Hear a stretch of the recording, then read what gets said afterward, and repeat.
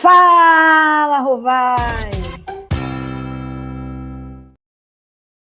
Fala, Rovai!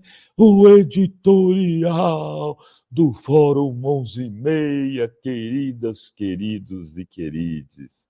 Eis que vazou hoje, se eu não me engano, na coluna da Andréa Sadi, né, de uma das meninas da Globo News, que o Lula teria apelidado o Bananinha de o Camisa 10, o nosso Camisa 10. Logo o Lula, que era apelidado de Nine pelo Moro, pelo Dallagnol, uma coisa absolutamente bizarra, um apelido grotesco, né, fazendo graça com uma deficiência física, com fruto de um acidente de trabalho. Ele, muito espirituoso, deu um apelido muito legal para o Bananinha, Camisa 10, só que do nosso time. É ele que está jogando para o Capitão Lula. O Capitão Lula, ou o técnico Lula, está lá no banco orientando, né? E, ao invés de ter um Fabrício Bruno na zaga e um Hugo no gol, tem um camisa 10 do outro time jogando para ele. É, Bananinha, você conseguiu, amigão. Quando o Bananinha começou a fazer a fazer esse monte de absurdo a partir dos Estados Unidos, quando ele se mudou para lá e começou a fazer lives com o Figueiredo, dizendo que ia ser um embaixador das liberdades do Brasil nos Estados Unidos, que ia mobilizar o Trump e o governo americano contra o Brasil, eu aqui modestamente dei a senha.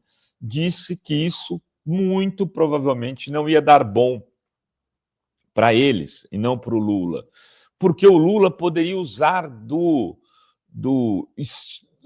digamos, da arma secreta Perón, que era o que? A estratégia Perón, que sempre que estava com alguma dificuldade, mobilizava os argentinos contra a embaixada americana e contra os Estados Unidos. E fazia, o Perón personalizava, inclusive, na figura do embaixador. E o embaixador acabava fazendo o jogo dele. Fazia umas declarações meio bizarras, apoiava os candidatos da direita e da oposição ao peronismo, e o que acontecia? O Perón subia e se elegia e se reelegia. Agora é mais ou menos a mesma coisa que está acontecendo aqui no Brasil. Imaginem, os caras fizeram uma manifestação na Paulista e colocaram uma bandeira americana do tamanho do mundo, né? Para quê? Para homenagear o Trump. E o Figueiredo, o neto do João Figueiredo, e o Bananinha disseram que isso era necessário para o Trump ver que o brasileiro estava feliz com as ações dele, que a única coisa que eles tinham era o Trump e o Marcos Rubio. Uma coisa de maluco, sem noção, de cara que é criado com leite condensado no pão, né, que nem o Bananinha, que nunca fez nada na vida a não ser fritar uns hambúrguer nos Estados Unidos, e o resto foi só viver da política e das mesadas do Papes enquanto não estava na política.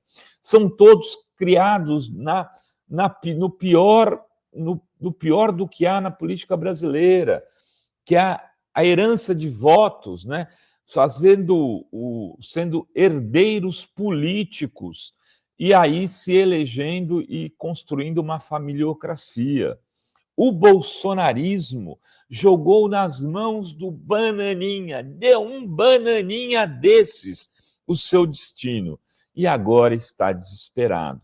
O Bolsonaro já teria assimilado a possível vitória do Lula. Isso que eu apurei aqui com pessoas que conversam com bolsonaristas.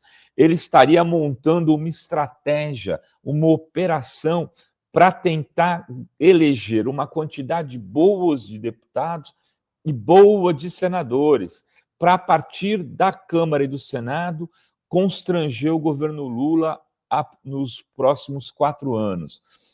Tarcísio será o candidato nessa estratégia? Pode ser, pode vir a ser sim. Né? Não está definido ainda se o Tarcísio será ou não candidato. Ele mesmo está em dúvida. O Tarcísio não está querendo disputar com Lula, ele estaria preferindo ficar na sua posição de candidato à reeleição, para ir talvez se reeleger e, no pós-Lula, ser o candidato da direita, sem estar tão intoxicado com a rejeição do bolsonarismo. Ele já percebeu que, se ele tiver que fazer a defesa do Bolsonaro, quanto mais ele fizer a defesa do Bolsonaro, maior será sua rejeição e menor serão suas chances de se eleger. E ele não vê alternativa que não seja se colocar como candidato do bolsonarismo se ele vier a disputar a eleição de 2026. Para o Bolsonaro, tudo bem, já deixou de ser prioridade. Entre a Michelle sair candidata ao Senado em Brasília e ser derrotada, e se tornar senadora, e ser derrotada para presidente da República, que se derrote o Tarcísio, que o Tarcísio fique pelo meio do caminho.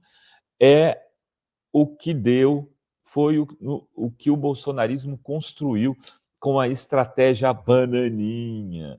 O bananinha, o camisa 10 do lulismo. Quem diria, né?